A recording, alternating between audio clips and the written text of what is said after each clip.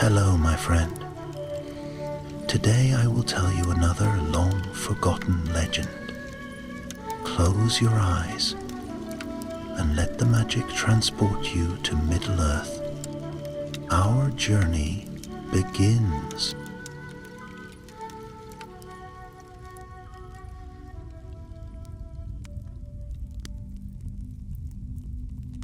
The wind carried the smell of rain and stone across the plains of Rohan, and the night was heavy with the promise of war. Clouds, thick and gray, gathered like an army of their own, masking the pale glimmer of the moon. Upon the great causeway that led to the fortress of the Hornburg, horsemen and weary folk of the mark pressed onward, their torches flaring against the darkness. Helm's Deep awaited them, a refuge of ancient strength, built of mountain rock itself, where many hoped to find safety.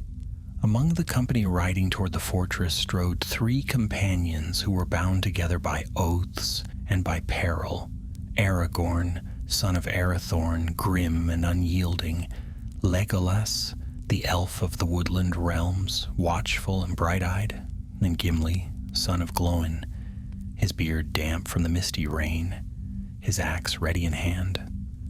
Though weary from many days' journey, Gimli's heart was stout, for at last he had found a battle worthy of song. "The Hornburg," Aragorn said as they neared the looming shadow of the keep. "It was built in elder days, when Gondor was strong. Its walls have never fallen." "Aye," Gimli muttered, lifting his eyes to the sheer cliffs that rose about the valley. "Stone endures, elf. Mark that well. And dwarves know better than most what strength lies hidden in the bones of the world." Legolas smiled faintly, his keen gaze straying to the mountains. "Yet stone may crack, Master Dwarf, when too great a force is brought against it. Do not count victory too swiftly." Gimli grunted, gripping the haft of his axe. "And do not speak doom before the fight is joined. I have come for battle, and by Durin's beard battle I shall have." The company entered the Hornburg. There within its walls, the people of Rohan gathered in fear.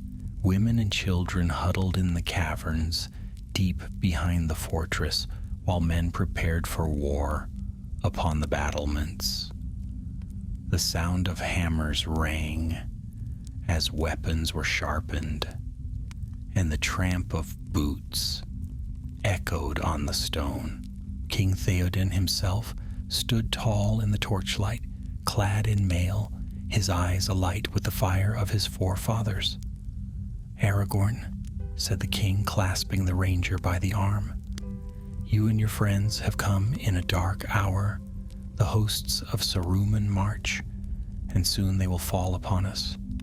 Yet we shall not yield while breath remains in our bodies." Gimli bowed low, and his voice rumbled like a forge. "King of the Mark, you shall not stand alone. The axe of Gimli is yours to command. Let the enemy come. He shall find stout dwarven steel waiting for him." The night deepened, and from the walls of the Hornburg, the watchers beheld a dreadful sight. Torches flickered in the far fields like a sea of fireflies, stretching as far as the eye could see. Saruman's army had come at last, hosts of Uruk-hai clad in black iron, orcs of the mountains, and foul men out of Dunland, all marching to the beat of war drums. Their cries echoed across the valley, and their banners of the White Hand rose above them. Gimli's eyes gleamed in the torchlight as he watched. "A stout foe indeed," he muttered. "They are many. But that matters not. It is the clash of axe on helm, the song of steel on stone that I desire." Aragorn frowned. "Desire not their number, Gimli. They are countless, and we are few. Yet hope remains so long as we hold fast until dawn." Legolas, standing tall beside him, laid a hand upon his bow. "Then we shall stand, and the night shall be long remembered, whether in victory or in ruin. As the horns of the enemy sounded, thunder rolled upon the mountains, and rain began to fall in cold streams. The torches of the Uruk-hai glowed red against the storm, and the ground trembled beneath their march. The gates of Helm's Deep groaned as they were barred, and the warriors of Rohan took their places upon the walls. Gimli found his post beside Aragorn, standing atop the deeping wall that stretched across the mouth of the valley. His hands itched for battle, his axe heavy yet eager in his grip. He glanced toward Legolas, who stood nimble upon the parapet, an arrow already notched. "So it begins?" Aragorn said quietly. "So it does," Gimli replied, his eyes narrowing as he watched the endless host advance. "I wonder, elf, how many you will fell before I bring down the first of mine." Legolas's lips curved with a spark of mirth. "Shall we keep count then, good dwarf? Let us see which of us sends more foes into the dark." Gimli's beard bristled as he chuckled, though the sound was harsh. "A game most welcome, but know this, elf, I will not be beaten." Arrows whistled, striking the wall. The first of the Uruk-hai surged forward, bearing ladders and shields. The air was filled with their howls, and the storm lashed the stone with rain. The Battle of Helm's Deep had begun, and Gimli, son of Glóin, lifted his axe high, ready to carve his tally upon the night. The first cries of battle echoed through the gorge as the enemy surged against the deeping wall. Rain poured from the heavens, beating down upon helm and shield, and the torches of the Uruk-hai hissed as the storm dampened their flames. Yet nothing could quench their fury. They came in a black tide, armored in iron and bearing cruel weapons forged in the pits of Isengard. From the wall, Gimli peered down into the mass. The sight would have shaken the heart of any man, for the valley below seemed filled with endless foes. The torches stretched back far into the night, so that the line of fire appeared as a river without end. But Gimli's spirit only burned brighter at the sight. The more foes there were, the greater the glory. With a roar, he swung his axe downward, meeting the first Uruk to scale the wall. The creature snarled as it clung to the ladder, but Gimli's strike split helm and skull alike, casting the body tumbling into the swarm below. He turned to Aragorn, who fought close by with Andúril flashing like lightning in the storm. "One!" Gimli cried, his deep voice booming even over the clash of steel. From the parapet, Legolas loosed an arrow. It struck true, piercing an Uruk's throat before it set foot upon the stone. Another shaft followed swiftly, then another, each finding its mark. 2, 3, 4, the elf called, his tone light as though counting coins instead of deaths. Gimli growled, his beard dripping with rain. "Bah, do not be so quick, elf. This wall is mine to guard, and you will not best me at it." The ladders crashed against the battlements, one after another, and the Uruk-hai swarmed upward. Gimli met them with his axe, cleaving left and right, each blow sending another foe hurtling back into the dark. He fought with the strength of his forefathers, his boots planted firm upon the ancient stone. Around him, the men of Rohan shouted their battle cries, but it was Gimli's laughter, loud and fierce, that rose above the storm. The clash grew fiercer still. Legolas's arrows sang, piercing eyes and hearts before the enemy even set foot on the wall. Gimli's axe gleamed, its edge red with the blood of orc and half-orc alike. The game of numbers continued between them, though the battle pressed harder with each passing moment. 7, Legolas called, his voice sharp. Gimli hewed through 2 at once, his axe burying itself so deeply that he had to wrench it free with a grunt. 7 as well, he roared, and my 8th is coming presently. With a wide swing, he sent another tumbling into the sea of black iron. Yet for all their valor, the enemy did not falter. Wave upon wave crashed against the deeping wall, and the ladders multiplied. Arrows flew in a deadly storm, and the cries of the wounded filled the night. The men of Rohan held their ground, but their numbers were few, and already the weight of Saruman's host pressed heavy upon them. Aragorn fought like a storm unleashed, his blade a white flame in the darkness. Yet even he knew that strength alone would not hold the fortress. He shouted orders along the wall, urging the defenders to tighten their ranks. And still the enemy came on. At last there was a sudden flash of fire in the valley below. A roar like thunder split the air, and the ground trembled beneath the blast. Smoke and flame rose, blinding the watchers upon the wall. Then came a sound of stone rending apart, a cry of despair among the defenders. The deeping wall had been breached. A vast gash yawned in its side where the enemy's blasting fire had struck. Stone blocks crashed into the water-filled trench, and a torrent of orcs surged into the gap. The defenders shouted in alarm, rushing to meet them, but the tide was too great. The fortress shuddered under the assault, and for the first time fear touched even Gimli's stout heart. "By Durin's beard," he cried, his eyes widening, "they have broken the wall." Aragorn's face was grim. "To the breach," he shouted, "to the breach, or all is lost." Without hesitation, Gimli leapt from the battlements into the chaos below. His short legs carried him swiftly across the wreckage of stone, his axe swinging in wide arcs as he carved a path through the invaders. Rain stung his eyes and smoke filled his lungs, but he pressed on with relentless fury. The breach must not fall. Orcs poured through the gap in hundreds, their eyes glinting with cruel triumph. Yet Gimli planted himself in the midst of them, a small figure against their towering forms, and he fought with the might of 10 men. His axe rose and fell, biting deep, and his laughter rang like the clash of anvils. 10, 11, he shouted, striking down foes one after another. The men of Rohan rallied to his side, emboldened by his valor.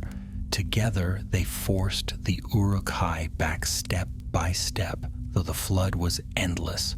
The water from the trench rushed around their boots, red now with blood, but still they held. High above, Legolas loosed arrows into the throng, his voice carrying down through the din. 14, 15. Ha! I am at 15 as well, Gimli bellowed, splitting another helm in two. Mark me, elf. I shall outpace you yet. But even as he fought, the weight of the enemy pressed heavier. The breach widened as more stone fell, and the defenders were driven back. Gimli found himself separated from Aragorn and Legolas, his back to the broken wall, the orcs closing in all around. His heart thundered, yet still he did not yield. With a sudden surge, the enemy drove toward the culvert, the narrow waterway that ran beneath the wall into the deeping stream. Gimli saw it at once, and dread filled him. If the orcs forced their way through there, they could pour directly into the heart of the fortress. "Not while Gimli lives," he roared. Without thought for his own safety, he plunged into the water, forcing his way into the culvert itself. The space was narrow, the stones slick, and the water icy against his skin. Yet still, he pressed on, his axe swinging in the cramped dark, striking down every orc that dared crawl through. The clash rang harshly in the confined space, but Gimli fought like a lion in its den, his rage unquenchable. Behind him, the men of Rohan struggled to block the breach with stones and fallen timber. The fight raged on, but it was Gimli's stand in the culvert that kept the enemy at bay. Each time they tried to force their way through, they found the dwarf waiting, his axe flashing, his roar filling the tunnel. Time seemed to lose its meaning. The storm raged above. The fortress shook with battle, and still Gimli fought in the dark. Blood and water mixed around his boots, but his spirit did not falter. Though cut and bruised, he pressed on, his heart beating with the pride of Durin's folk. At last, the pressure eased. The orcs fell back, dragging their wounded, and Gimli emerged from the culvert, drenched and weary but unbowed. His beard dripped water, his armor was scarred, yet his eyes blazed with triumph. He looked up to the wall, where Legolas stood watching. The elf raised his hand, calling down, 20. Gimli shook the water from his beard and laughed, a great booming laugh that rose above the clash of war. 23, he shouted back. And hard-earned they were. Beat that if you can, elf. But though his words were fierce, his heart knew the night was far from won. The Hornburg still stood, yet the enemy pressed in greater numbers than ever before. The storm roared, and Saruman's horde showed no sign of faltering. Gimli hefted his axe once more and turned back to the fray. The battle was not yet ended. The rain did not cease. It poured as though the very heavens sought to wash the valley clean of blood. But no flood could stem the tide of orcs that pressed upon Helm's Deep. Gimli, son of Glóin, hauled himself out of the culvert, water streaming from his armor, his beard clinging to his chest in wet tangles. The clash of steel and the cries of men filled the night, but he had no time to dwell on weariness. No sooner had he found his footing than another wave of Uruk-hai stormed toward him, their black blades gleaming in the torchlight. "Come on then," Gimli roared, raising his axe. His voice thundered louder than the storm. "Come taste dwarven steel, if your bellies still hunger for death." The first Uruk lunged.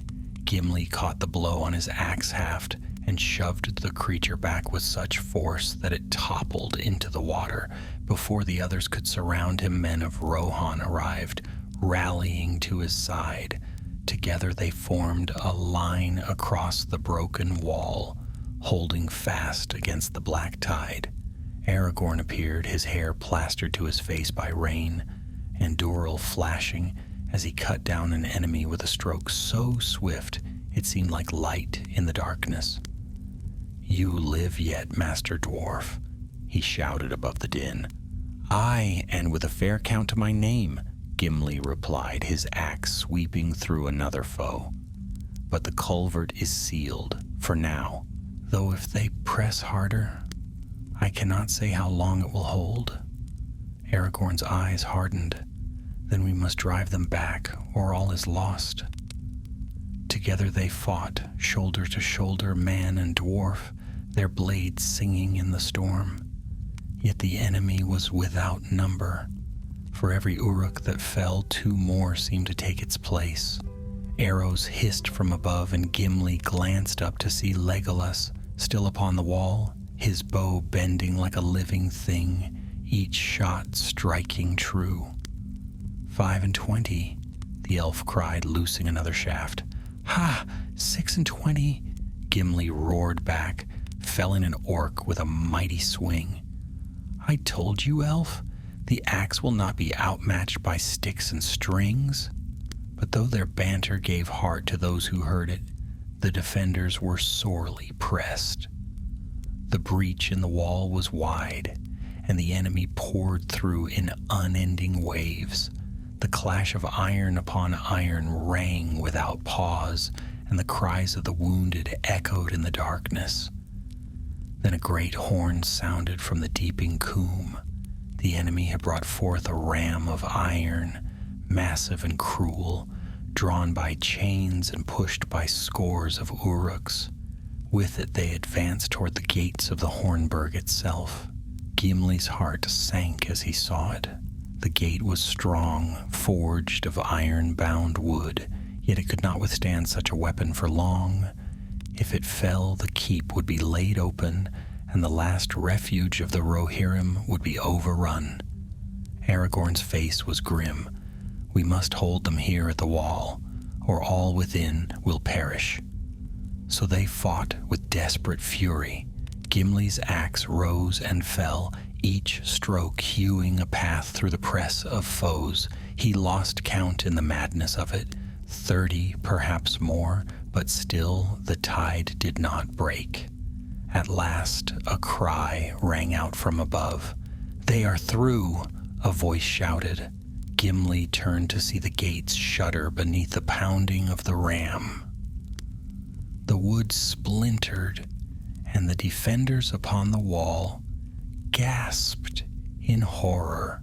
The uruks roared in triumph, redoubling their blows, until the gate burst open with a thunderous crack.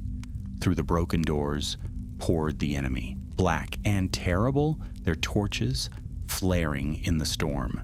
The courtyard of the Hornburg was filled in an instant with the clash of battle. "Back to the keep!" Aragorn cried. "Back to the king!" The defenders fell back step by step, retreating into the inner stronghold. Gimli fought at the rear, covering their withdrawal, his axe flashing in the torchlight as he hewed down all who came too near. His breath came hard, his arms ached, but his spirit burned like fire. They gained the Hornburg's hall at last, where King Theoden and his guard stood waiting. The king's face was stern, but his eyes betrayed the weight of despair. Around him, women and children huddled in fear, their cries mingling with the clash outside. Aragorn approached the king. "My lord, the wall is breached, the gate is broken, and the enemy pours within. We cannot hold them long." Theoden's gaze was dark, but his voice did not falter. "Then we shall fight to the last man. So long as one of us yet breathes, Rohan shall not fall without a cry of defiance." Gimli stepped forward, planting the head of his axe upon the stone floor. "Your words are worthy of a dwarf king, Theoden, son of Thengel. If we must fall, then let us fall with steel in our hands and fire in our hearts." The king's eyes softened at that, and he laid a hand upon Gimli's shoulder. "So shall it be." Another crash shook the walls as the uruks battered their way deeper into the fortress. The defenders raised their shields, bracing for the storm. Gimli took his place beside Aragorn and Legolas, his stance firm, his axe ready. "Let them come," he muttered. "I am not done counting yet." And come they did. Through the shattered gate they swarmed, their torches casting monstrous shadows upon the walls. The clash of battle filled the Hornburg's courtyard once more, louder than thunder, fiercer than the storm. Legolas's arrows flew swift and true, but he was forced at last to draw his white knives, slashing left and right as the enemy closed. Aragorn fought at his side, Anduril blazing with every stroke. Gimli waded into the press, his laughter booming even as blood soaked his armor. 31, 32, he shouted, cleaving through helm and shield alike. Yet even their valor could not stem the tide. The defenders were driven back step by step, their strength waning as the night wore on. The Hornburg trembled, its ancient stones echoing with the clash of war. At last Aragorn cried out above the din, "We cannot hold them here. To the glittering caves, retreat to the caverns." The order spread swiftly. The The women and children were led into the deep places of the mountain, while the warriors formed a shield wall to guard their retreat. Gimli followed, his axe dripping, his count still rising. Into the glittering caves they went, torches casting light upon walls of crystal and stone that glimmered even in the midst of battle. Gimli's eyes widened despite the peril, for never had he seen such beauty. Pillars carved by the hand of the world itself, jewels sparkling in the rock like stars in the night. But there was no time to marvel. The enemy pressed hard behind them, their howls echoing in the caverns. Gimli planted himself at the entrance, his broad form blocking the passage, his axe ready. "You shall not defile this place," he growled, "not while Gimli yet draws breath." The clash began anew within the caves. Steel rang on stone, cries echoed through the glittering halls, and the fate of Rohan hung by a thread. Gimli fought with the might of his ancestors, his laughter rolling like thunder, his axe singing with every blow.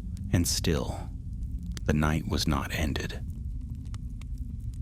The glittering caves of Aglarond were unlike anything Gimli had ever seen, though his life had been spent beneath mountains and within halls of stone. Even in the midst of chaos, their beauty struck him like a hammer upon the heart. Pillars of white crystal rose from the floor to the vaulted roof, glimmering in the torchlight as though made of moonlight solidified. Veins of gems winked from the walls, rubies and sapphires, emeralds and diamonds, set there by the slow hand of time. Water dripped in silver streams along the rock, and the echoes of battle mingled with a music only dwarves could hear. "This place," Gimli breathed, his eyes wide despite the blood running down his brow. "By Allah's hand, this place was carved for dwarves. These halls are not made to be defiled by orcs." But orcs came all the same, their black figures poured into the mouth of the caves, howling and snarling, their torches throwing wild shadows against the walls. The men of Rohan, driven from the broken wall and courtyard, formed a line within the caverns. Shields locked, spears braced. They fought with grim resolve. Gimli planted himself in the forefront, his axe gleaming red, his boots steady upon the crystal floor. "Stand firm," he roared. "They may be countless, but no horde shall break through this rock. Strike them down and drive them into the dark where they belong." The orcs crashed against the defenders like a wave against a cliff. Steel rang upon steel, and sparks flew where blade met blade. Gimli swung his axe with tireless fury, cleaving helms, biting through armor, forcing back those who dared meet him face to face. His laughter rolled through the cavern, a deep, booming sound that seemed to shake the very walls. 130, he shouted, casting another foe down. 230. His voice rose above the din, the count climbing with each stroke.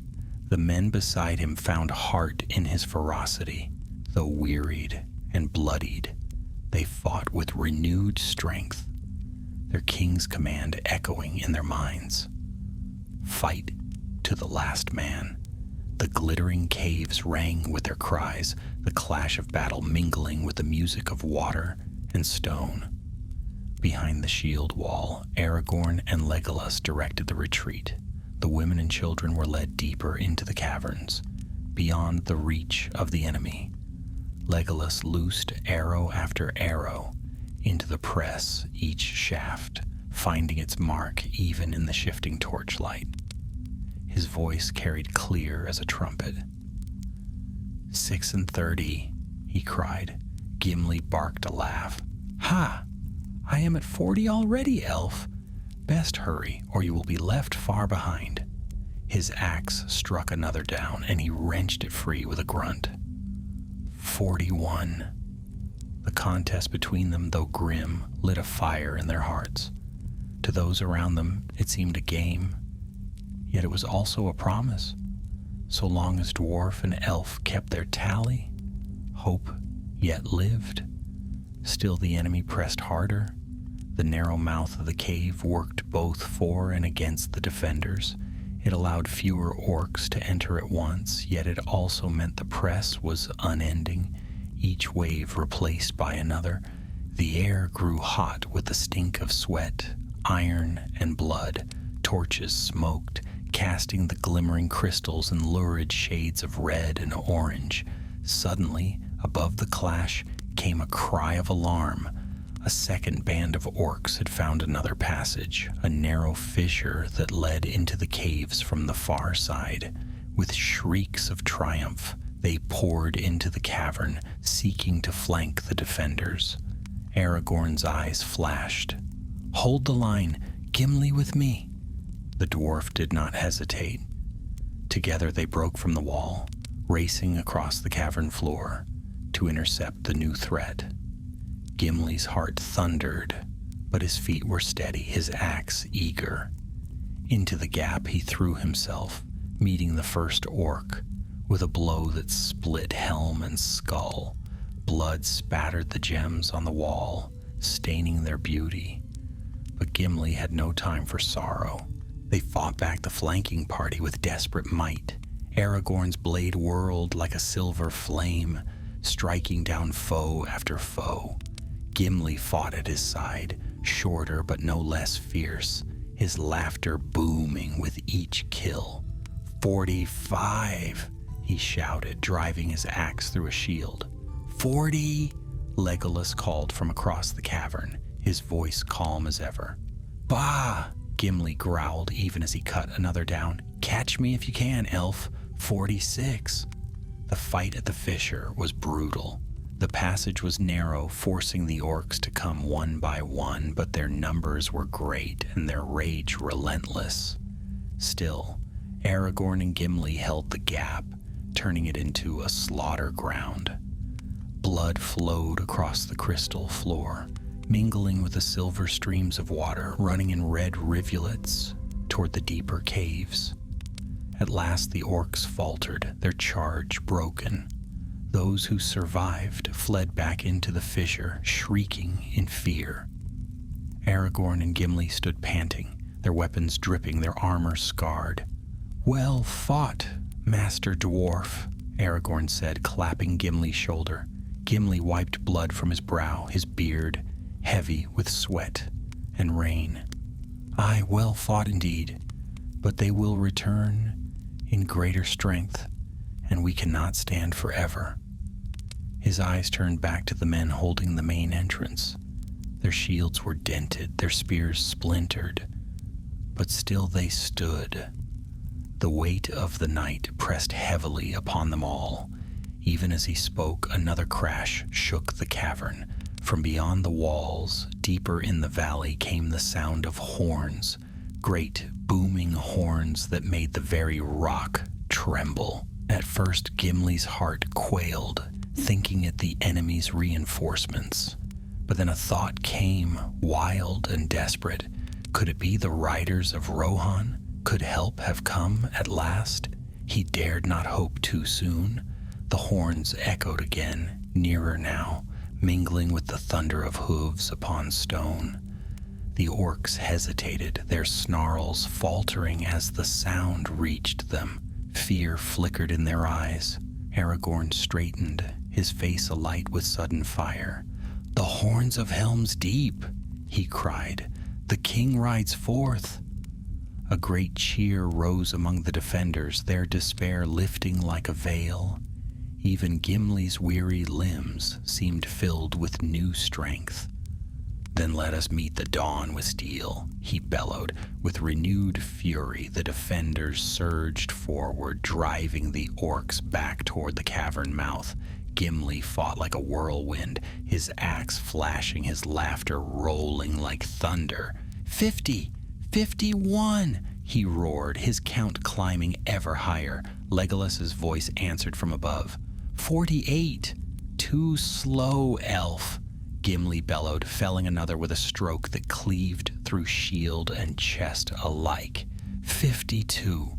The glittering caves blazed with the light of torches and the fire of battle. The fate of Rohan hung by a thread, yet hope had returned with the sound of horns in the deep.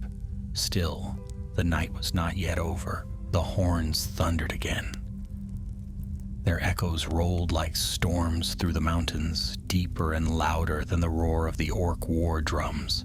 It was a sound of hope, fierce and unyielding, and it shook the hearts of friend and foe alike. "The king rides forth," Aragorn cried once more, his voice ringing through the caverns. Gimli's heart leapt in his chest. He had never doubted Theoden's valor, yet to hear the horns at that blackest hour felt like sunlight breaking through storm clouds. The dwarf grinned through blood and grime, his teeth flashing in the torchlight. "By my beard, I'll not miss such a charge," he roared. "Stand aside, orcs, for Gimli, son of Glóin, rides with the dawn." But the orcs did not stand aside. They snarled and pressed harder, desperate to crush the defenders before rescue could arrive. Their fear drove them to greater rage, and once again the glittering caves rang with battle.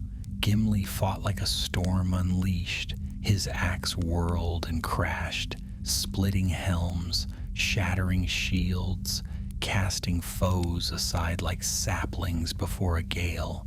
The men of Rohan fought beside him, their spirits rekindled, their cries loud and fearless.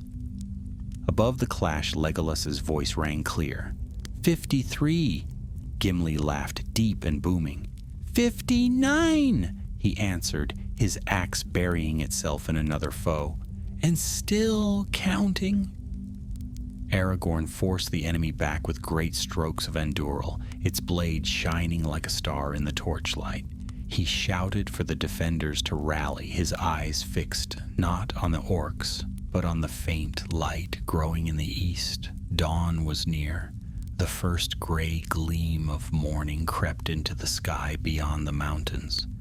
Pale though it was, it fell upon Helm's Deep like a blessing, and the hearts of the Rohirrim lifted at the sight. The orcs faltered, their snarls turning to growls of unease.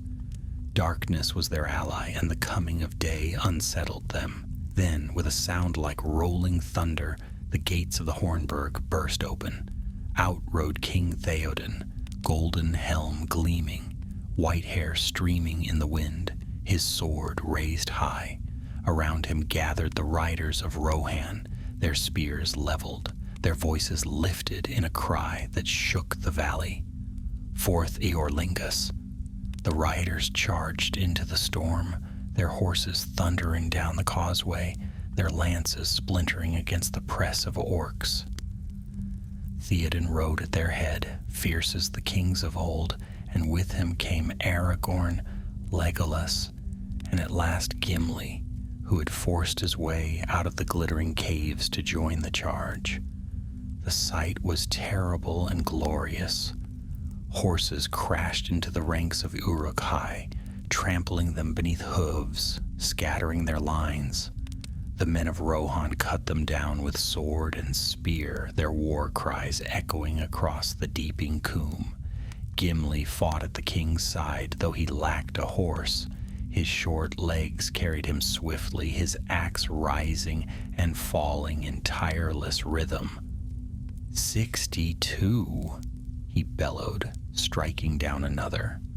57, Legolas answered, loosing an arrow that pierced two foes at once. Still behind, elf, Gimli roared, laughter booming. You'll not catch me now. The tide of battle shifted. For the first time since the night began, the defenders pressed the enemy back. Yet the orcs did not break entirely. They regrouped in the valley, their dark ranks still vast, their banners of the White Hand lifting in defiance.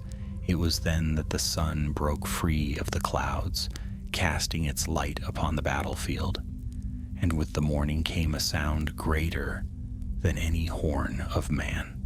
From the eastern hills rolled a deep, thunderous cry, the voice of many trees groaning as they marched. Gimli's eyes widened. "By Durin's beard, what is that?" Aragorn's face lit with sudden joy. "The Huorns have come." From the forest that had sprung overnight upon the borders of the valley, a shadow darker than night itself moved. The Huorns, ancient shepherds of the trees, had marched from Fangorn at the bidding of the Ents. Their black forms filled the coombe, hemming in Saruman's host, cutting off their retreat. The orcs shrieked in terror, hemmed between the riders of Rohan and the advancing forest. Their courage at last broke. They fled, stumbling over one another, casting down weapons and shields. Some were cut down by the horsemen, others vanished into the waiting shadow of the horns from which no cry or sound ever returned. Gimli planted his axe in the earth and leaned upon it, his chest heaving, his beard matted with blood and rain. Around him the cries of victory rose, mingled with the fading shrieks of the defeated. The Hornburg still stood. The day was won, and Saruman's might had been broken. Legolas approached, his bow still in hand, his fair face streaked with grime. 72, he said quietly. Gimli straightened, his eyes narrowing. 76, he answered with a grin, and I tell you, elf, they were hard-earned. Each stroke brought me nearer to death, but still I stand. Legolas's lips curved into a faint smile. Then the game is yours, Master Dwarf.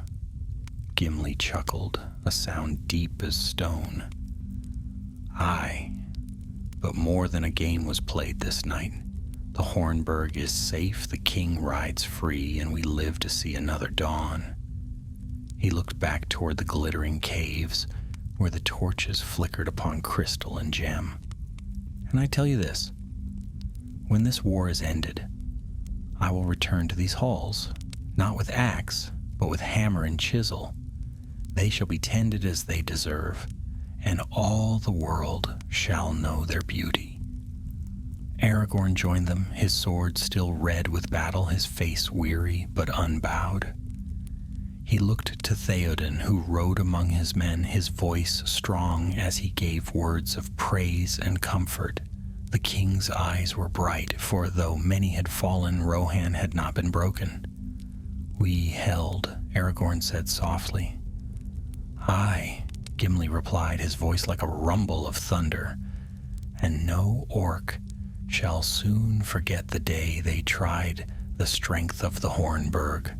The three companions stood together, dwarf, elf, and man, their bond tempered in fire and blood. Around them the sun rose, scattering the shadows, glimmering upon helm and blade, upon stone and crystal. The battle was ended, but the war yet lay ahead, and so Gimli, son of Glóin, left the Hornburg with pride in his heart. He had fought as though defending his own hall beneath the mountain, and in doing so had carved his name into the memory of Rohan.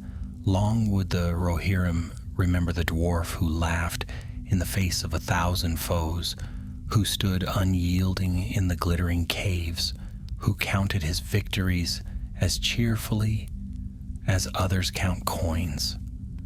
For though the Hornburg belonged to men, it would forever hold a place of honor in the heart of one dwarf.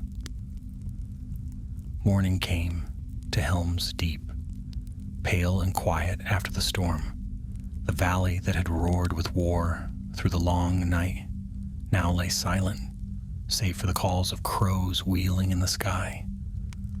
Smoke rose from the field where torches had burned, and blasting fire had torn stone asunder.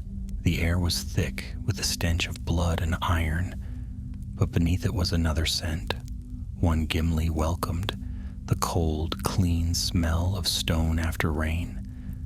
The dwarf stood upon the broken wall, gazing out across the deep coombe, His axe rested upon his shoulder, the edge dulled from long use, the haft notched and scarred. His armor bore 100 marks of battle, and his beard was still stiff with dried blood, though most of it was not his own. Yet he stood straight, his heart as firm as the stone beneath his feet. Below, the dead lay scattered in heaps, black-clad Uruk-hai, pale orcs of the mountains, wild men of Dunland, all cut down beneath the swords and spears of Rohan. Few among them still drew breath, for those who had fled into the Huron forest had not returned. Even now the trees stood silent and still, their dark shadows watching the valley like sentinels. No one dared go near them. Gimli's eyes narrowed as he studied that shadow. He was no stranger to the secrets of the deep earth, yet the living forest unsettled him. He respected its power, but he would not venture beneath its boughs willingly. Strange allies, came a voice behind him, light as the morning breeze. Gimli turned to see Legolas stepping lightly upon the wall, his green cloak stirring in the wind.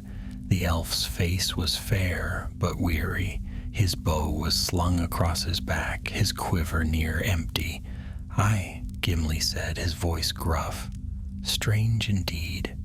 I do not love that forest, though I will not speak ill of it this day. It has served us well, though in its own manner." Legolas looked toward the Huorns, his bright eyes reflecting the morning light. "They are ancient, beyond reckoning. Even I cannot say whence their wrath is born, but Saruman's servants will trouble Middle-earth no longer. The forest has taken its vengeance." Gimli grunted. "Let them keep their vengeance, so long as they keep to themselves. Give me the strength of stone, elf, not the muttering of trees." Legolas smiled faintly.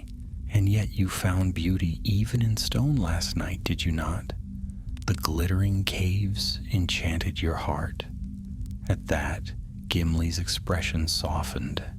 He looked back toward the cavern entrance where torches still flickered within. "Aye," he admitted, his voice low. "Never have I seen such wonders. Gems beyond count, pillars wrought by the hand of the world itself, halls fairer than any carved by dwarf or man. When this war is ended, I will return, and I will set my kin to shaping them as they deserve. The glittering caves shall be a place of renown among all the halls of Middle-earth." Legolas tilted his head, curiosity bright in his eyes. "And would you bid me come and see them? For I tell you truly, dwarf, I have never set my heart upon the deep earth. I love the leaves of the trees, the sunlight upon the grass, the wind in the branches." Gimli's beard bristled. "Then I will make a bargain with you, elf. You shall come with me to the caves, and I shall go with you to Fangorn. Each shall see what the other loves, and neither shall say again that beauty lies only in stone or in leaf." Legolas's smile widened, and he bowed his head in agreement. "It is a bargain, son of Glóin." For a moment they stood in silence, dwarf and elf, the enmity of their kindred forgotten. The bond forged in battle, in blood and peril, bound them stronger than ancient quarrels could divide. Below, the men of Rohan moved among the fallen, gathering their dead, tending the wounded, and giving what mercy they could to those beyond saving. The cries of grief mingled with the calls of victory. For though the Hornburg still stood, the price had been heavy. Many lay slain, and the memory of that night would linger long in the halls of Rohan. King Theoden himself rode out among his people, his golden helm shining in the sun, though his eyes were heavy with sorrow. He spoke words of comfort to the widows, words of praise to the wounded, and his voice carried strength to all who heard him. Though grief was great, despair was gone, for the king of Rohan had risen again, and his people would follow him to the end. Aragorn walked beside the king, his bearing noble, his face stern yet filled with quiet hope. Gimli watched him with thoughtful eyes. There was something in Aragorn now that had not been there before, an air of command, of destiny. The men of Rohan looked to Theoden, but their eyes also lingered upon Aragorn, and they spoke his name with reverence. Gimli joined them as they came upon the broken gate of the Hornburg. The great timbers lay splintered, the iron bands bent and torn. The fortress bore its scars proudly, proof of a night survived. "My lord," Aragorn said to Theoden, "we cannot linger here. The war is not ended. Saruman's hand still reaches across the land, and we must strike before he gathers his strength anew." Theoden nodded slowly. "You speak truth, Aragorn. This victory is but one battle in a greater war, yet we are weary, and my people must rest." "Rest they shall," Aragorn said, "but not here, for danger may yet come. We must ride to Isengard, where Saruman dwells in Orthanc. Let us confront him in his own tower, and end his treachery once and for all." Gimli's heart leapt at the thought. To ride against the White Wizard himself, to bring his axe against the one who had sent this horde. It stirred his blood. Yet he also felt a weight settle upon him, for Saruman was no mere foe of flesh and bone. Theoden's gaze turned toward the valley, where the shadows of the Huorns still lay heavy. "Then we ride," he said at last. "But first, let us honor the dead." So the people of Rohan gathered upon the field. A great mound was raised for the fallen, covered with green turf, and upon it they laid the weapons of the slain. The women sang laments, voices rising like the wind through the grass, mourning yet proud. Gimli stood in silence, his head bowed, his hand resting upon the haft of his axe. He had fought beside these men, and though many had fallen, their courage would not be forgotten. When the rites were ended, the survivors turned once more to their tasks. Horses were saddled, provisions gathered, banners raised. The Hornburg, though battered, was left in the care of those too weak to march. Theoden and his riders prepared to ride forth again, their hearts steeled by victory and loss alike. Gimli found Aragorn and Legolas as they readied their gear. The elf tightened the straps of his quiver, while Aragorn examined the edge of Andúril. Both looked weary, yet determined. "Another road awaits us," Aragorn said, his voice quiet but firm. "The war moves swiftly, and we must follow where it leads." Gimli lifted his axe, his eyes alight. "Aye, let Saruman hear our steps upon the road, and let him tremble in his tower, for the Hornburg did not fall, and his host lies broken. He will answer for this." Legolas's gaze turned eastward, where the sun rose over the plains. "Isengard awaits," he murmured, "and beyond it greater shadows yet." But for now, they rode with the king of Rohan, their hearts bound by the memory of Helm's deep. Gimli looked back one last time at the fortress, its walls scarred but unbroken, and a fierce pride stirred in his chest. He had come as a stranger to these halls, but he left as their defender, and though the road ahead was dark, Gimli, son of Glóin, would not falter. The morning sun climbed higher over the plains of Rohan, casting its golden light upon the battered Hornburg. Though its walls bore scars and its gate lay broken, the fortress still stood proud, and from its stronghold Theoden King rode forth with his riders once more. The thunder of hooves rolled across the valley, banners streaming in the wind. the white horse of Rohan gleaming bright against the sky. At Theoden's side rode Aragorn, grim and resolute, and close behind came Legolas and Gimli, companions of the Fellowship, bound together by bonds stronger than steel. The plains stretched wide before them, green after rain, but dotted still with the black stains of battle. Here and there lay twisted helms, broken spears, and abandoned shields. The air held the sharp tang of iron and the faint smoke of torches long extinguished. Yet already the carrion birds had begun their work, circling high, their cries harsh against the morning stillness. Gimli's eyes swept the horizon, his hands tight upon the haft of his axe. Though weary, his heart burned with purpose. He had fought through the night, had stood against wave after wave of Saruman's creatures, and he longed now to carry the fight to the hand that had sent them. Orthanc, he muttered, gazing eastward, where the peaks of the misty mountains loomed faint and far. That cursed tower of stone, let me bring my axe to its gates, and I'll hew a path through its walls.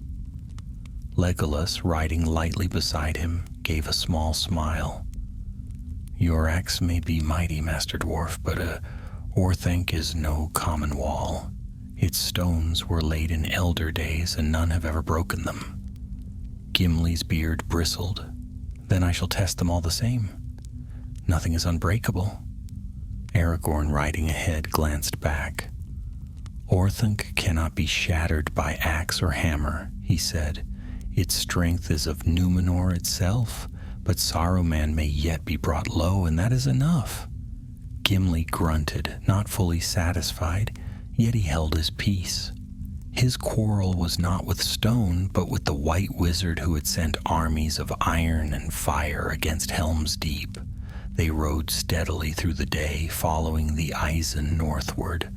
The river ran swift and strong, its waters still muddied by the battle fought upon its banks.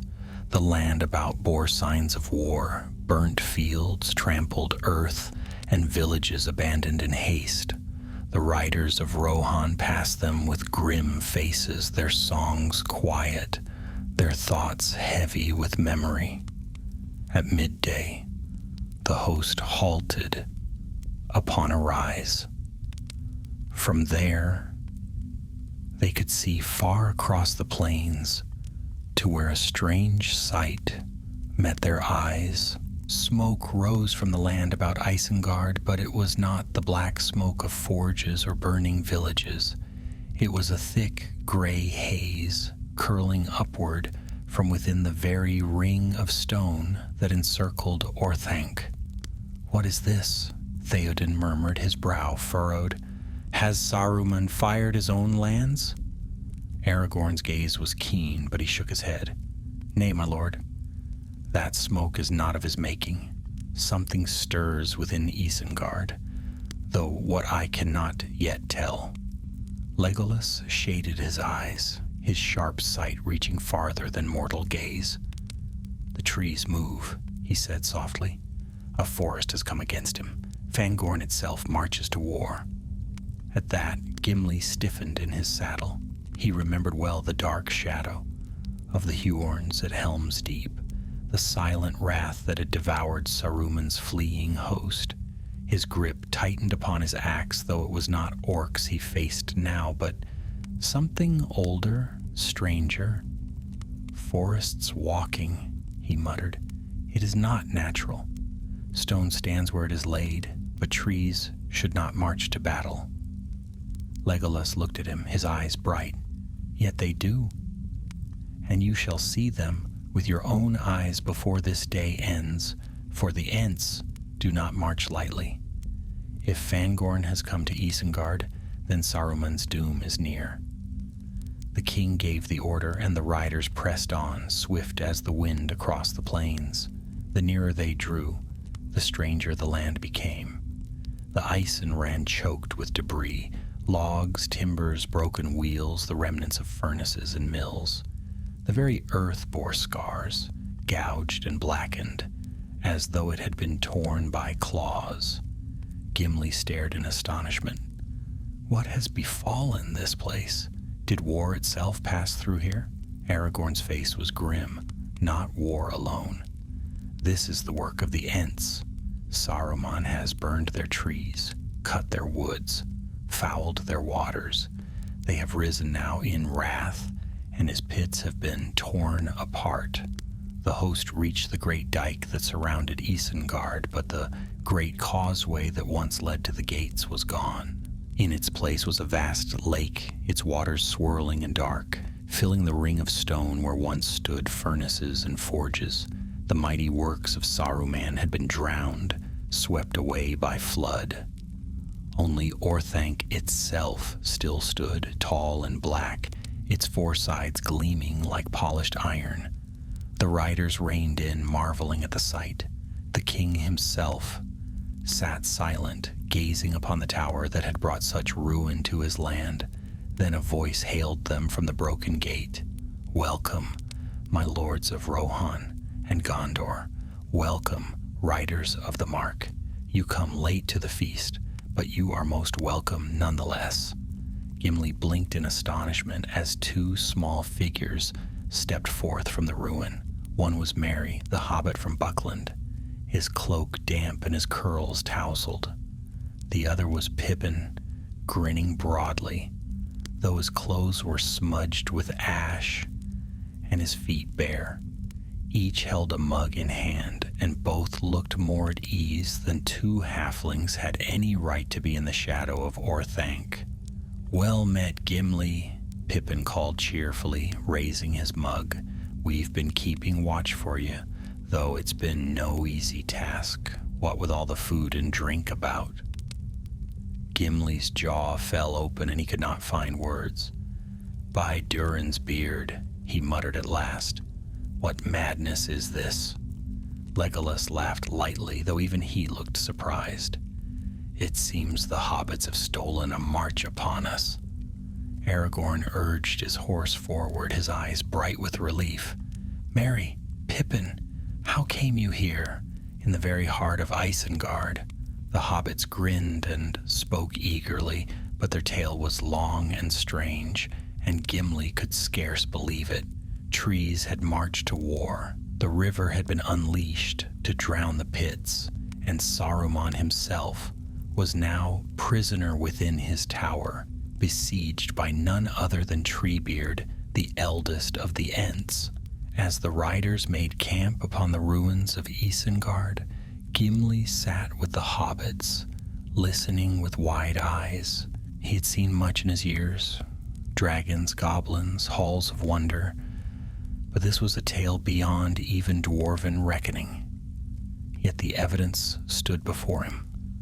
The drowned pits, the shattered forges, the proud hobbits drinking ale at the gates of Orthanc. And in his heart Gimli knew that the world was changing. The war was no longer only of men and orcs, of stone and steel. Greater powers had awakened, old as the mountains, slow to wrath, but mighty when stirred. The dwarf tightened his grip on his axe, staring at the black tower that rose above the flood. "So we come at last to Saruman," he muttered. "The Hornburg was but the beginning.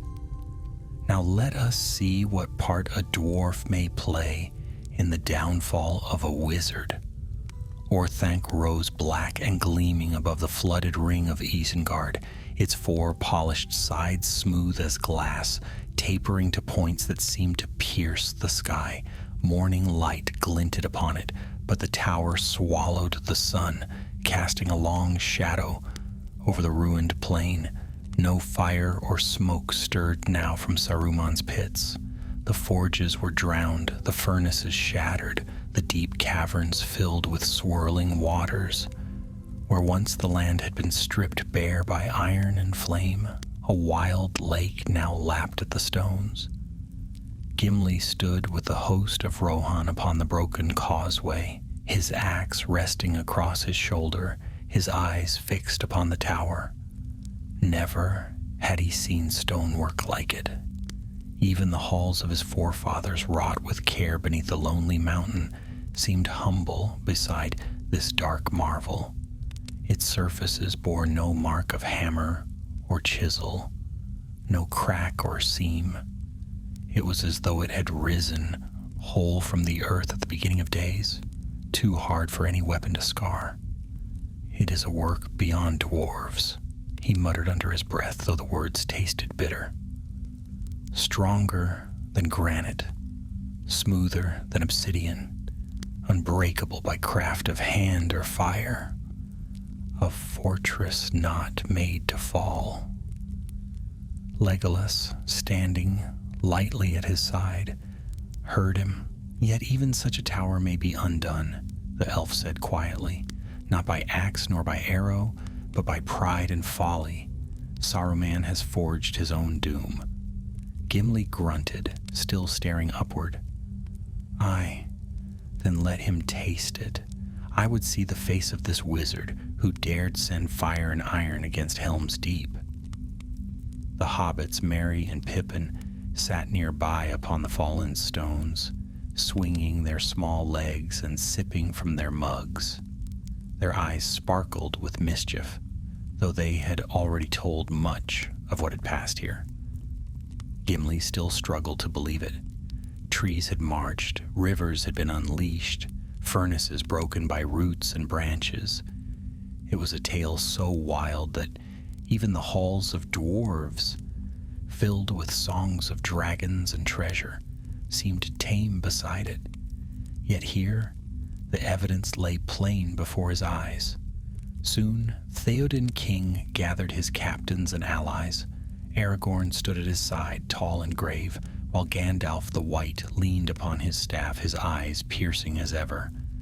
Yomer, Marshal of the Mark, was there also, his hand tight upon his sword hilt.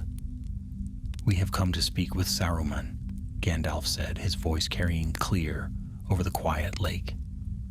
"He is not yet vanquished, though his works are cast down.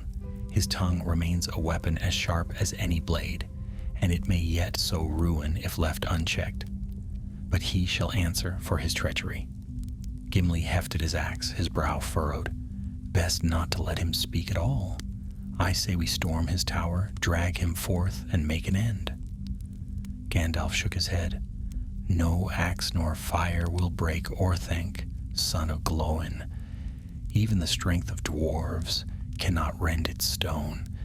And if you think Saruman defenseless within, you are mistaken. His voice can ensnare the heart and turn the mind, even of the strong. If you value your will, beware his speech." The dwarf frowned deeply, but he did not argue further. His hands tightened upon his weapon. If he could not break the tower, then at least he could guard his ears. With Gandalf at their head, they crossed the broken causeway until they stood at the foot of Orthanc.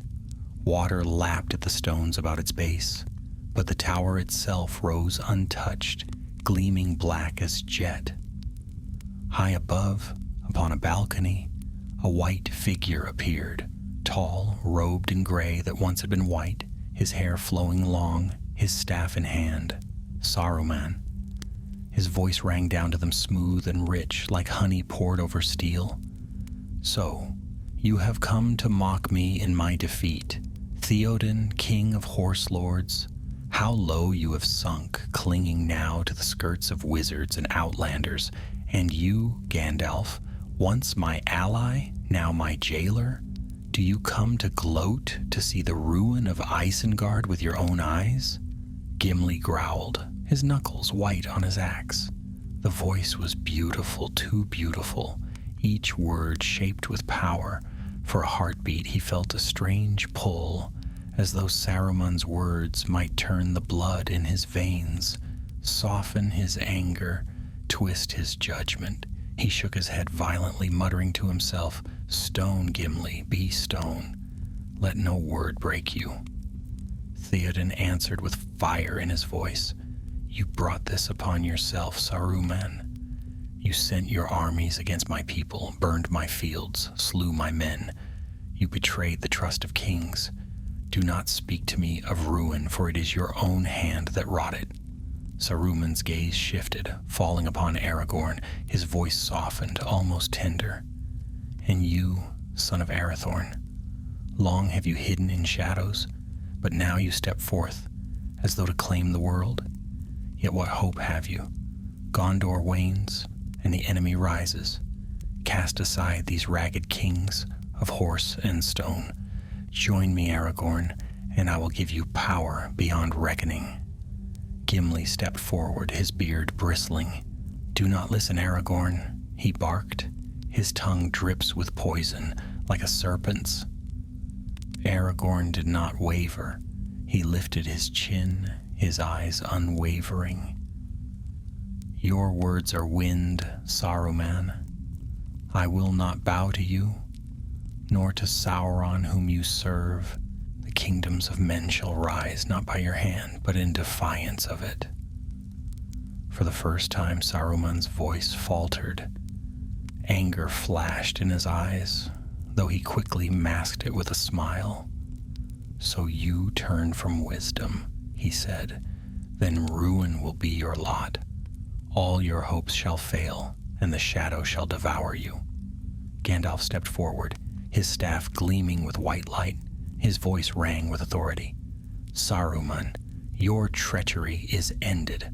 Come down and be judged. Cast aside your staff, forsake your power, and you may yet be spared. Refuse, and you shall be cast from the order and the council." For a long moment, Saruman was silent. High upon the balcony he stood, tall and proud, his eyes burning. Then he threw back his head and laughed, the sound echoing harshly from the black stone. "You have no power here, Gandalf the Grey," he sneered. "Gandalf the White," the wizard corrected, his voice rising like thunder. "And I do have power." He lifted his staff and light blazed from its tip. Saruman's staff shuddered in his hand, then splintered with a crack like lightning. The wizard cried out, his voice filled with rage and fear. A dark shape wheeled above. Grima Wormtongue, cowering at the balcony's edge, hurled a heavy object in his panic. It struck the steps below and rolled to Gandalf's feet, gleaming dark and round. "The palantir," Gandalf said softly, his eyes narrowing. He bent and lifted the stone, its surface black and smooth as glass, but within it burned a fire like the heart of the world. Gimli's stomach turned at the sight. He could feel its weight, even at a distance, and his instincts told him it was no treasure for dwarf or man to hold. Saruman's voice rose in fury, shrill now, stripped of its honeyed strength. "You will regret this, Gandalf. You will all regret this." But his words fell flat. Gandalf turned away, staff shining bright. "Leave him," he said. "His power is broken. He is but a prisoner in his own tower." The company withdrew, leaving Saruman raging high above. Gimli cast one last glance at Orthanc, and his heart swelled with mingled awe and hatred. The tower was a marvel of stone, unbreakable, beautiful in its dark strength, but within it lurked only treachery and pride. As they returned to the camp, Gimli muttered to Legolas, "It is as you said, elf. Pride undid him, not axe nor hammer. Yet still, I say, if my people had the chance, we'd find a way to put cracks in that cursed tower." Legolas laughed softly. "Perhaps, Master Dwarf, but for now, the cracks lie not in the stone, but in the heart of the wizard." And Gimli, though he grumbled, could not deny the truth. The day waned as the company lingered in the shadow of Orthanc. The riders of Rohan tended their horses, the hobbits busied themselves with food and drink, and Theoden spoke quietly with his captains, deciding their next road. Though victory had been won, the shadow of Saruman's tower still loomed dark and heavy, a reminder that the war was far from over. Gimli sat apart upon a stone block that had fallen from Isengard's ruined walls. His axe lay across his knees, its edge newly honed, for though the battle was ended, he trusted not the silence of this place. His eyes strayed often to the black tower, gleaming still in the fading light, and he felt both awe and unease. Orthanc was unbroken, untouchable, a work of elder days. But within it, the white wizard now sulked and plotted, his voice stripped of its power, his staff shattered. The dwarf grunted softly. A marvel of stone wasted on a traitor. If it stood in Khazad-dûm, it would be a wonder of the world. Here it is nothing but a cage for a snake. Better that than a weapon, Legolas replied, appearing at his side like a shadow. The elf moved so lightly that Gimli had not heard him approach. He stood with his hands folded upon the curve of his bow, his fair face lit by the last rays of sun. The Ents will see that Saruman does not escape. His doom lies sealed within those walls. Gimli lifted his gaze toward the tower again. I hope you are right, elf. Yet I mistrust, leaving him to fester in his own pride. A stone may not break, but a snake behind stone still strikes. Before Legolas could answer, the sound of footsteps drew their attention. Gandalf came toward them, his white robes gleaming even in the dusk.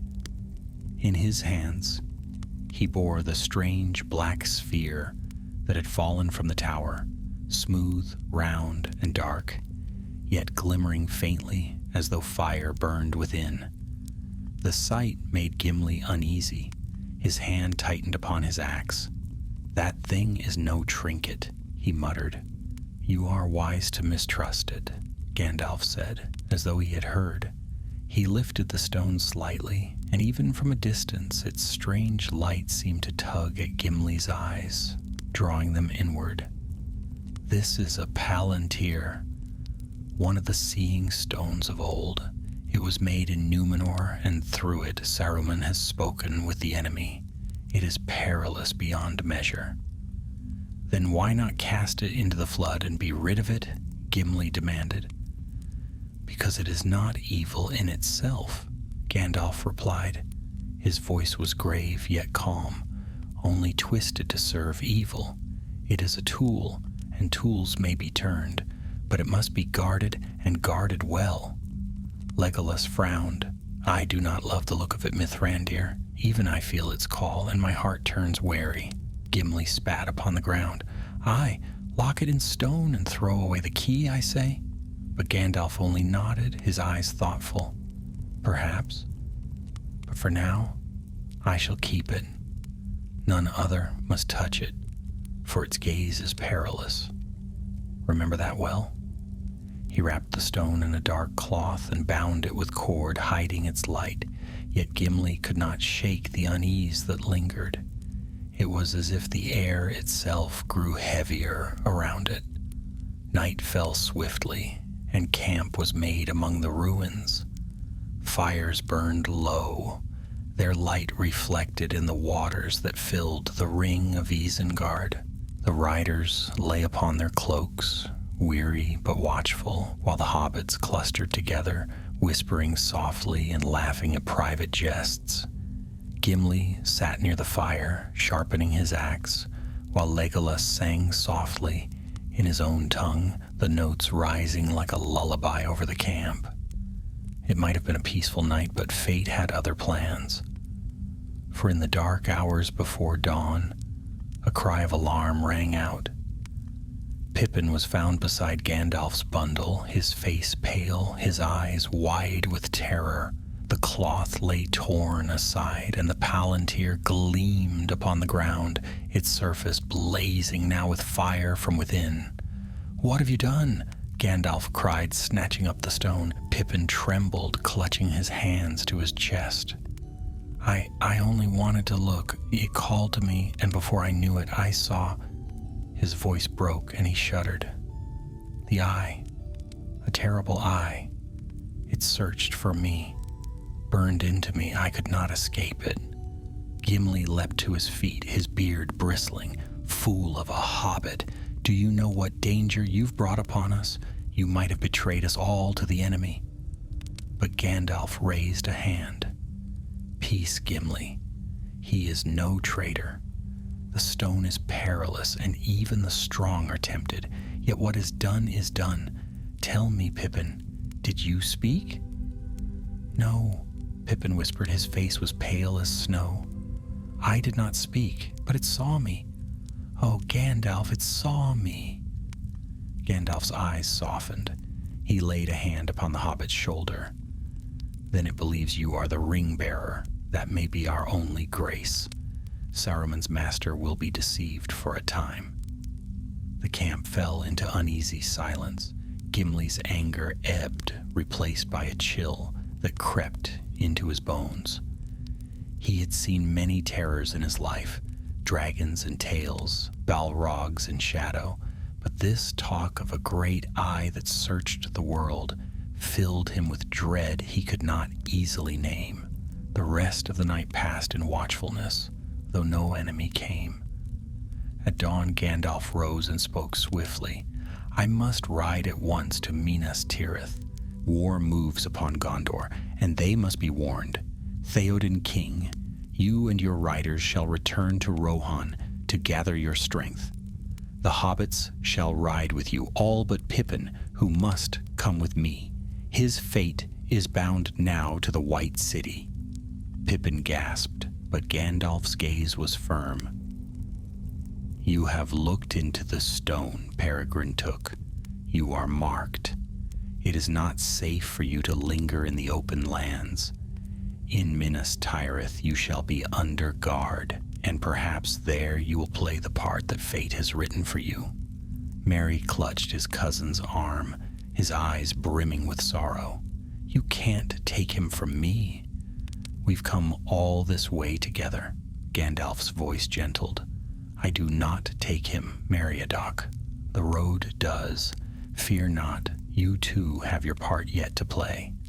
Gimli watched in silence, his heart heavy. Though he often grumbled at the hobbits' folly, his spirit warmed to them, and the thought of them parted after so many trials cut him deep. Yet he knew Gandalf spoke true. The great war of the ring was moving swiftly now, and none could choose their path. When the time came, Gandalf mounted Shadowfax, the great horse gleaming white in the morning light. Pippin rode before him, small and anxious, clutching the mane. Without delay the wizard spurred the horse, and in a flash they were gone, swift as the wind, racing toward the White City. The camp seemed quieter, emptier without them. Theoden gave the order, and the riders turned southward toward Edoras. Aragorn, Legolas, and Gimli rode with them, though their thoughts were heavy. For Gimli, the road was dark with questions. The Hornburg had been saved, Isengard undone, Saruman cast down. Yet now a greater shadow loomed, one that no axe could hew, no wall could hold. He thought of the eye that Pippin had seen, burning in the dark, searching. His hands tightened on the reins. So it begins, he muttered. Helm's Deep was but the first. The true war lies ahead, and my axe will be needed more than ever. Aragorn turned his gaze eastward, where the mountains faded into shadow. Aye, Master Dwarf, he said softly, and soon all the world will be tested. The riders pressed on, the road winding southward, the wind carrying with it both fear and hope.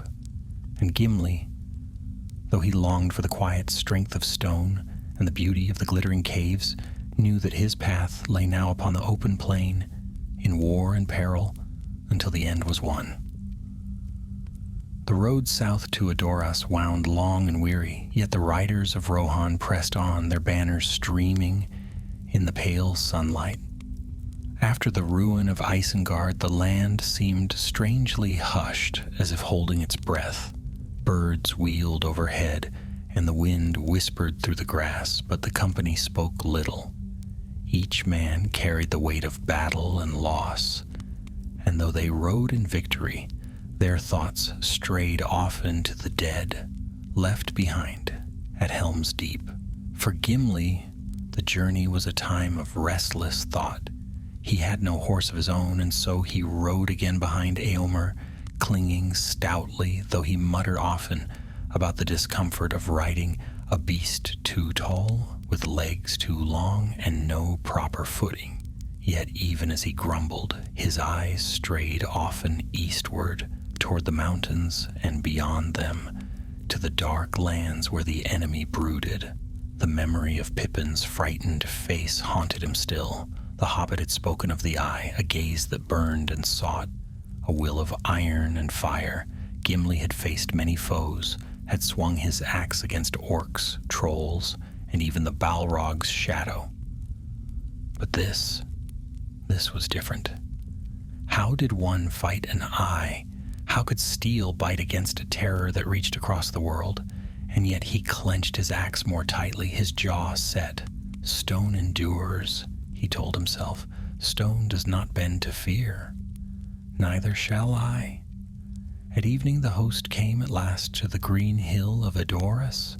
The golden hall of Meduseld shone above them, its thatched roof gilded by the setting sun. Fires burned upon the hill, and the people of the mark gathered to greet their king. Cries of joy and sorrow mingled as they saw Theoden return alive, yet many searched in vain for sons, fathers, and brothers who had not come home.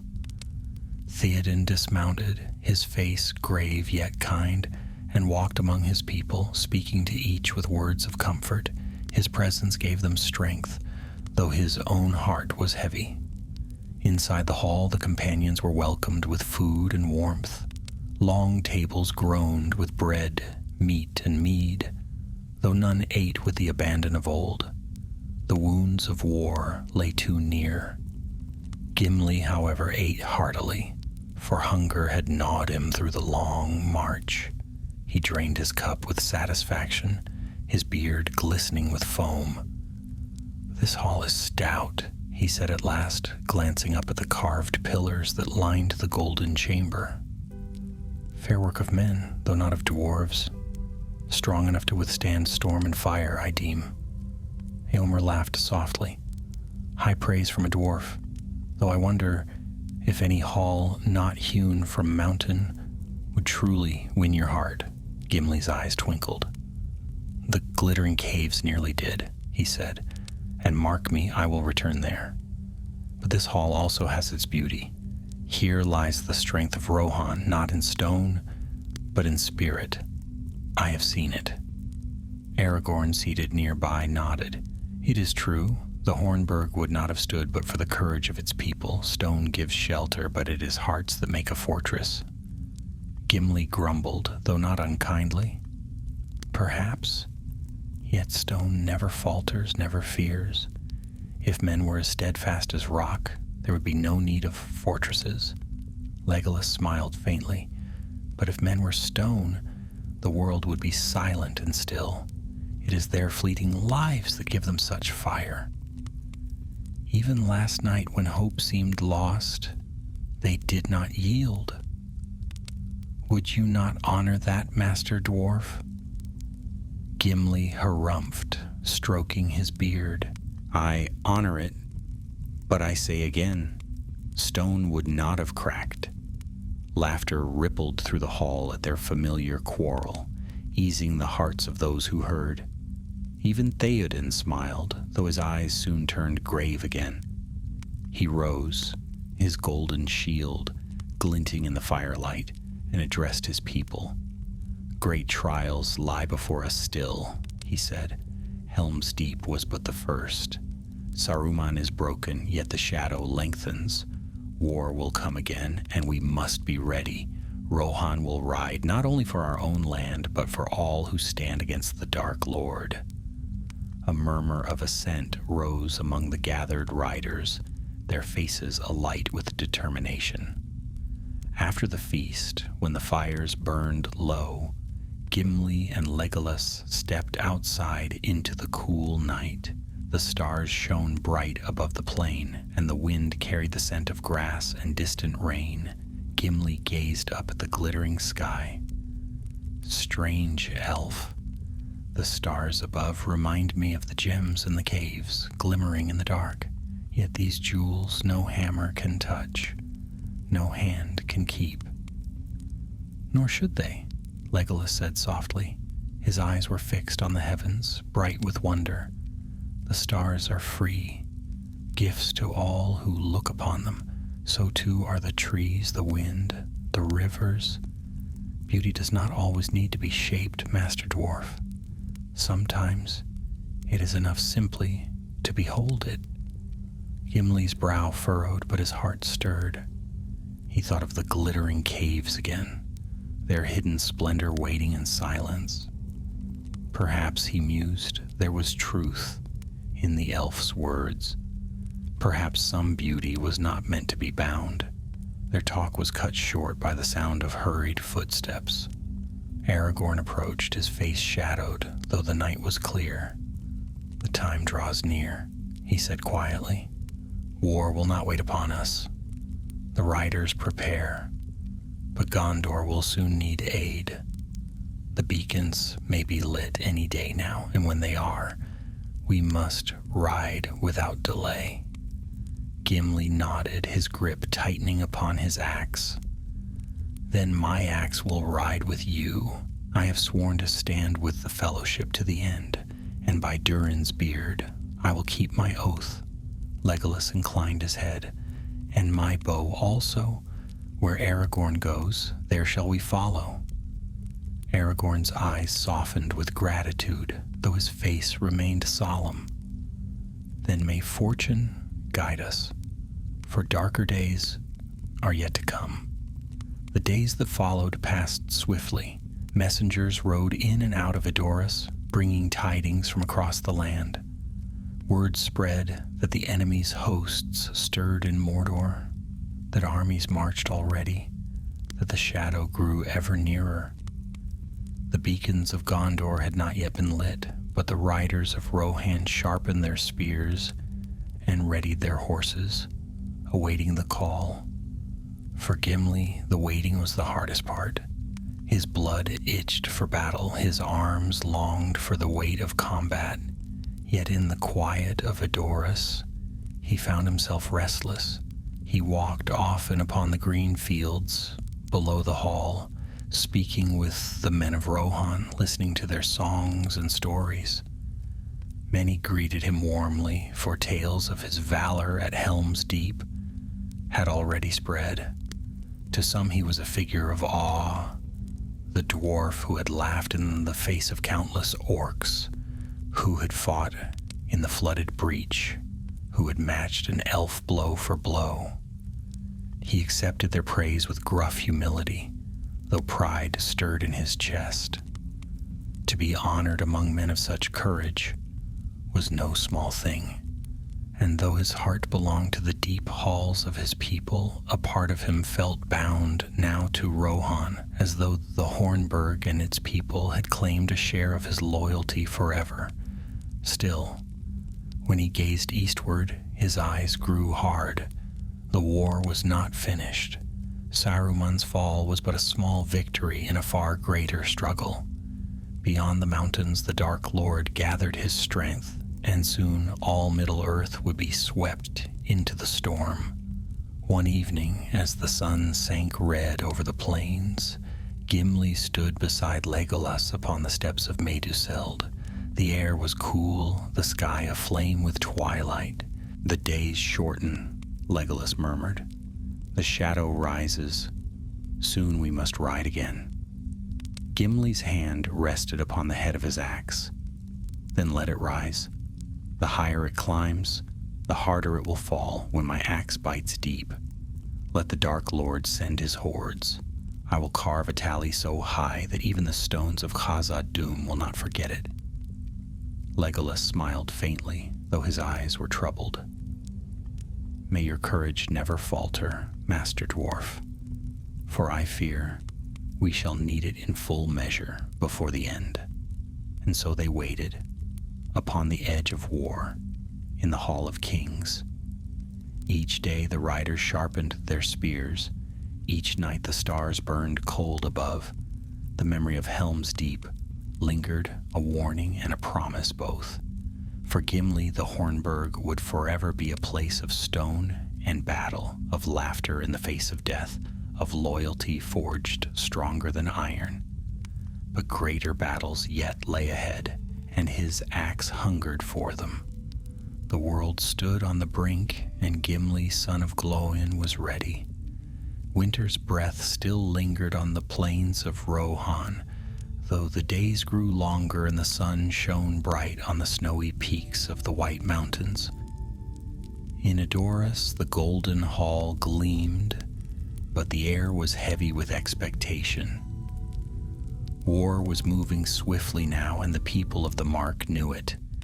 Each morning the riders drilled in the fields below the hill, their spears flashing in the sun, their horses stamping and snorting as they wheeled in formation. From dawn till dusk the clang of steel echoed across the land as men sharpened swords, mended armor, and prepared for the road that would soon call them. Gimli walked often among them. He had no horse of his own and little skill with the blade of men, but his presence drew nods of respect and words of greeting. He was a figure of renown now.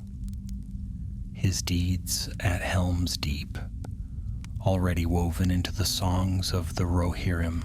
When he passed, men whispered of the dwarf who had stood laughing in the breach, who had blocked the culvert with his own stout form, who had matched an elf in battle, tally, and lived to boast of it. He accepted their admiration with gruff modesty, though in truth it warmed him. To be honored in a hall not of his people was no small thing. He had come as a wanderer, but here he was a comrade, remembered not as an outsider, but as one who had fought for the Mark as if it were his own. Yet for all the pride he felt, his thoughts often strayed eastward. Dark tidings came on the wind. Orc hosts gathering, armies marching, the eye ever watchful. He remembered Pippin's pale face, the terror in his voice as he spoke of the palantir. The memory of that gaze burning even through the hobbit's frightened words haunted Gimli like a shadow at his back. One evening, as the sun set red over the plains, Gimli stood upon the steps of Meduseld. The sky burned with streaks of crimson and gold, the wind carrying the faint scent of wood smoke. Beside him stood Legolas, silent as always when the world turned to twilight. "The day is fair," Gimli said at last, his deep voice breaking the hush. "But the sky is blood red. It feels less like sunset and more like a warning." Legolas's eyes were fixed on the horizon, where the mountains rose dark against the fading light. "The world changes," he murmured. "The shadow lengthens. I feel it in the wind and the grass, even in the stones beneath our feet.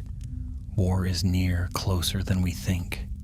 Gimli's hand tightened on the haft of his axe. "Then let it come. I have no fear of war. Battle is the forge that proves a dwarf's mettle." The elf gave him a sidelong look, his lips curving faintly. "And yet even dwarves cannot fight shadows with steel. This war will test more than your axe, Master Dwarf. It will test your heart." Gimli harumphed, though not unkindly. "My heart is stout as stone, elf. Let it be tested, and it shall not crack."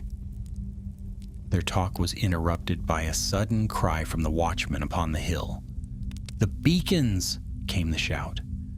"The beacons of Gondor are lit!" All at once the hall stirred with commotion. Riders rushed from the stables, messengers ran to and fro, and the people of Edoras gathered upon the slopes, their eyes straining eastward. And there, upon the peaks of the White Mountains, Gimli saw it. a faint spark of fire, far off yet bright, burning atop a distant summit, then another farther still answering, and another. A chain of flames leapt across the mountains, each beacon calling to the next, until the horizon glowed with a line of fire. "The call has come," Aragorn said, striding forth, his eyes fierce with purpose. "Gondor calls for aid. The time has come for Rohan to ride." Theoden emerged from the hall, tall and proud, though his face was grave. "So be it," he said. "Long has Gondor been our ally, though shadow lay between us. Now we shall answer. Rohan will ride to war." A great cheer rose from the riders, though beneath it lay the weight of fear, for this was no skirmish, no defense of their own land. This was the call to a war greater than any in living memory, a war for all Middle-earth.